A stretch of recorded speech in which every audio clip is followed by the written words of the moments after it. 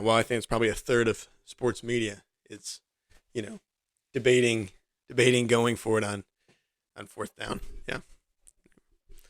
Ladies and gentlemen, welcome into the ArtGibbs Sports Business Podcast. In this episode, we're going to talk about going for it on fourth down. In the current climate, we just had the Green Bay Packers play the Tampa Bay Buccaneers. Of course, we know the outcome of that. Tom Brady won again. Aaron Rodgers lost again.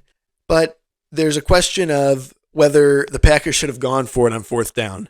And again, there's a big debate. If this takes up sports radio, they love debating this. Should he have gone for it? Shouldn't he have gone for it? He was so close to the goal. What about the time? What about the timeouts? What if I told you you should always go for it on fourth down? I'm going to try to make that case here, and I will have some documents posted in this description, some papers, some further reading, in case I don't totally convince you, but maybe kind of whet your appetite to research a little further yourself. And I think getting this conversation out there, getting it out there as cover kind of for coaches to be able to make this decision, we might see it happen more often. And maybe in the end, it makes football a little more high scoring and a little more interesting. Maybe not. So let me start with this. Before I go into potentially scenarios that you'd find in a football game, in case there's people that are not totally well-versed in football, in NFL football, in American football, I will start instead with a very overarching kind of anecdotal tale. So there's a school I should first mention, a lot of this comes from a book called Scorecasting by Tobias Markowitz, John Wertheim, which I will post a link to in the description here. So this conversation spawns from that, and even some of the additional source material spawns from that. But like I said, with the Aaron Rodgers thing just happening and hearing this endless debate, which probably takes up, a half of sports radio during the football season, is should they have gone for it? Shouldn't they have gone for it? It becomes a bit mind-numbing, and you hear it over and over again. So I wanted to kind of put this out now before the Super Bowl, right after this Packers game is fresh in everyone's mind. But a lot of that material comes from the Scorecasting book. And so, again, I will post a link below in the description. Okay, so enough of that. To begin, there's a high school in Arkansas, Pulaski High School. It's a private high school, and they always go for it on fourth down. They have an uncanny ability to win state championships. Since 2003, I think they've won 8 state championships. It's rare that they lose a game, and they don't necessarily have a recruiting advantage. They're a private school, but they win at a really incredible rate, and they always go for it on fourth down. Their coach, Kelly, always goes for it on fourth down. And according to their website, Coach Kelly is 191, 27-1 in his time as coach there. And again, believes religiously you should always go for it on fourth down. Now, that's something to consider, right? There's this highly successful school that always goes for it on fourth down. Let's set that aside. Now, let's go back to the Packers game or to an NFL game, and let's do kind of a theoretical, again, no math, just kind of a theoretical thing. Let's take an extreme scenario. You're backed up against your own 2-yard line, and you've just sort of failed on a third down play. Conventional wisdom would be to punt.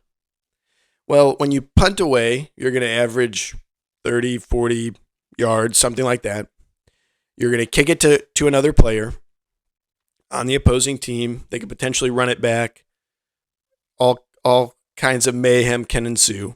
But let's say they run it back a small gain, and now they're at the 30. They're 30 yards away from scoring. They're effectively in field goal range, and they're very close to being able to score.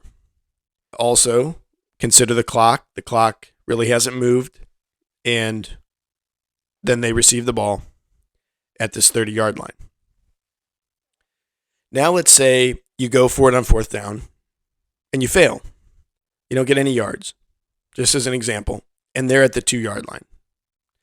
Well, now they're at the 2-yard line. They can kick a field goal, just like they basically could at the 30, or they could attempt to get into the end zone. Now, they're going to go through this attempt to get in the end zone, and let's say they do get in the end zone. So a small amount of time has passed. They're in the end zone. They score. Now you get the ball back. Or let's say they don't get in the end zone, right? So now a small amount of time has passed. They don't get in the end zone. They kick the field goal. Now let's go back to that original scenario where you punted the ball. They're on the 30-yard line. They go to try to score. A large amount of time could come off the clock as they go to the end zone, as they make a drive to the end zone. That's a scenario. Takes time that you don't have the ball or the ability to score, puts your defense on the field for a long time, and then they score, some time's passed, and you get the ball back. Or they don't score, they take a lot of time, and they kick the field goal, which, again, is the same scenario you were in if you didn't make it on fourth down, except more time has gone off the clock and more possession has been held by your opponent. And that's the worst scenario, right? The worst scenario is you give the ball back theoretically really close to the other team scoring. And then they would just, they're on the 2-yard line, they're going to score. But again, you have to consider the clock. You have to consider the outcomes, the range of outcomes. And again, I'm not going to go into the statistics here. I am going to post the actual paper by David Romer so you can see, okay, what percentage of times does a team, what's the average, say, punt distance? What percentage of times does that team score from that location, or teams across the NFL? What percentage of time do they score there, and that kind of thing. So it will be backed up in those numbers. But again, I'm just trying to develop the framework. We've got a team in Arkansas, a high school team that's extremely successful and has been extremely successful for decades, always going for it on fourth down. All opponents now know they always go for it on fourth down, and yet they're still 191, 27-1. Then you've got a scenario where you're backed up on your own 2, and you start to think about punting and leaving your defense out there, or kind of ripping the Band-Aid off and seeing if they score or not, and then getting the ball back and being able to go down the other way. And to just help illustrate a little further, if you think about, and again, no math, if you think about having 4 downs versus 3 downs, and you know that you have the 4 downs, you could begin to change and sort of open up the playbook. You could have a running play on a 3rd and long that you might not be able to have originally, and then a throwing play on 4th, or you could have a running play early and then throwing play, another running play. You have more downs to work with. You have 4 downs to work with as an offense instead of 3. And if you convert the 4th down, depending on the yardage, 30% of the time, 40% of the time, 50, 60, 70% of the time, but you always have 4 downs to work with, statistically, mathematically, you're going to have a lot more inventory on offense to work with. And then, as I mentioned before, your defense has a very specific job. They have a lot of rest, and they work on stopping that other team. So you can see it doesn't sound quite as bad as you might think. Okay, so we've got those 2 things. Now let's bring in another example that kind of illustrates potentially the reasons that people don't go for it on 4th down, even if something like David Romer's paper, this scorecasting book were to come out. Again, let's kind of discuss why you might not go for it. So, and again, this example I'm about to discuss is in this scorecasting book. So this is right from the book. If you want to read that book, I'm going to put the link below. But when you, and Charlie Munger has a great speech, I'll include that as well, The Psychology of Human Misjudgment. But one of the things that's mentioned in the scorecasting book is you've got a coach who's trying not to get fired. You've got owners and fans who want to win at all costs. They can't get fired. The coach can get fired. So the coach wants to win, sure, because as you win, you retain your job and you get more job security, et cetera, et cetera. But every coach is really a few years away from being on the hot seat. You can see it in college at the highest level. You see it in the NFL. A coach wins the Super Bowl, and a couple of years later, the fans are want them out of there. So every coach is very close to being on the hot seat. And bucking conventional wisdom, which is to punt on third down basically 90% of the time or whatever, if you buck that conventional wisdom and it doesn't work, you've got a problem. If you don't buck that conventional wisdom and things don't work, or you have a certain record, then, fans can live with that. It's you don't want to take risk, on something that's against the conventional wisdom, because if it doesn't pay out, the fans will have your head, kind of a thing. And so one of the great examples from this book is Bill Belichick. When Bill Belichick was at the Browns, he clearly didn't have great job security. He was let go. Him and Nick Saban were both on that staff and were let go. And when he was on the Browns, he went for, across his whole time at the Browns, he went for it on fourth down 1 in 7 times. So he gets hired at the Patriots, and we all know kind of how that went, right? And when you look at how often he goes for it on fourth down as a Patriots coach, and specifically after those first 3 Super Bowls with Brady, it goes down to 1 in 4. 1 in 4 times he goes for it on fourth down. Now, if you take away in-game situations, so when he was at the Browns, he was behind and trailing and in these desperate situations. If you just take the first 3 quarters, the Browns number swells from 1 in 7 to 1 in 11. So one in every 11 fourth down opportunities he went for it, and yet the Patriots one stays at 1 in 4. So Bill Belichick, the kind of ultimate secure coach, has the ability to go for it more often. And from a statistical perspective, that actually gives him a better chance to win. And it's discussed in the book, a great example of him going for it on fourth down and it not working, and the media just lighting into him. And it's a great example that even a coach like Belichick, who has all this job security, if he goes for it on fourth down or doesn't go for it on fourth down or whatever, he gets all this scrutiny. And I think that can be underestimated, that a coach does not want to lose going for it on fourth down.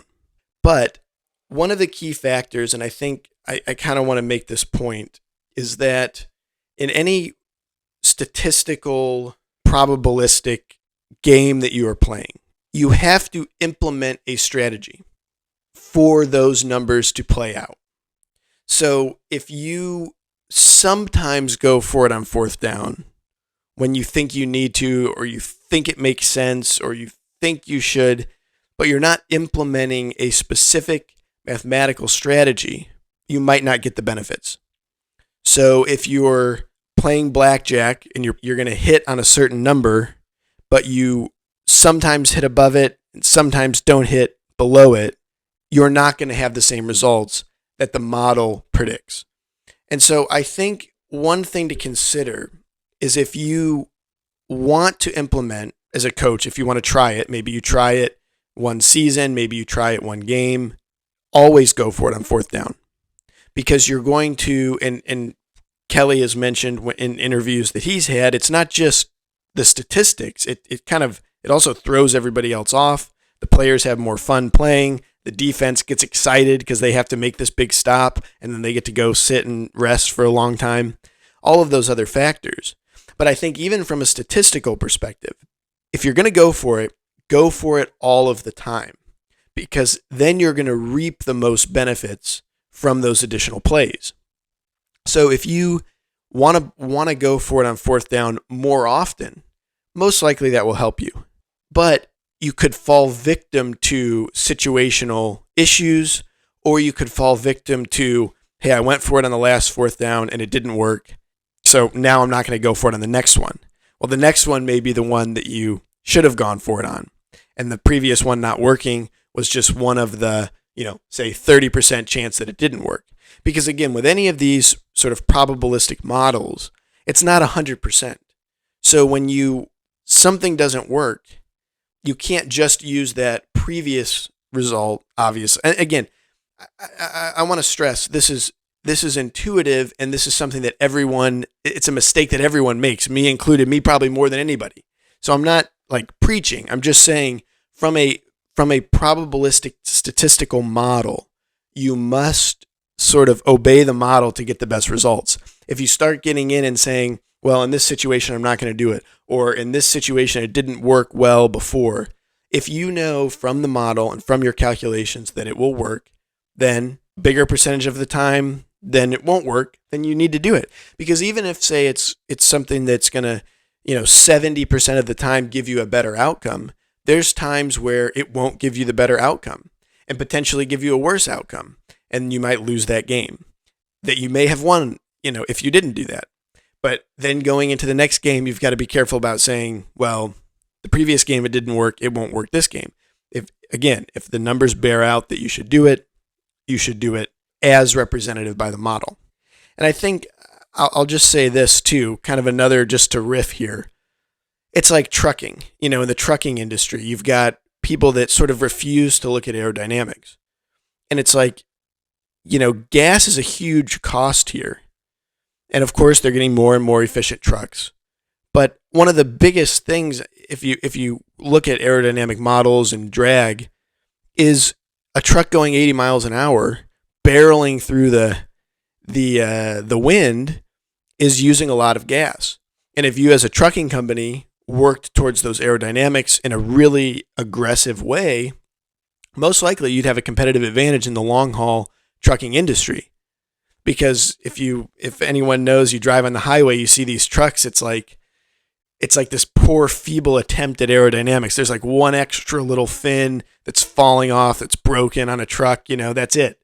If you really said, look, no, every truck and every trailer is going to look like this, and then we're going to long haul drive with those aerodynamic trucks. Now, around the city, not a big deal. Again, if you're driving 20 miles an hour, the drag is exponentially less important than if you're driving 60 or 70 or 80 miles an hour, or let's say 70.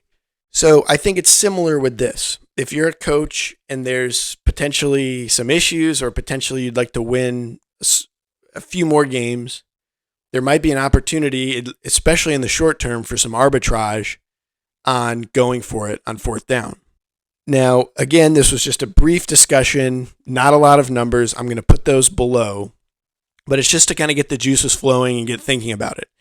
I may do some future podcasts with maybe have some of these people on as guests to sort of delve into it more deeply. But I just wanted to put this out here as we've just had this Packers game. We're going into the Super Bowl. I think everybody needs to think about going for it more on fourth down. You might just find you win a little bit more. Thank you, and have a great day.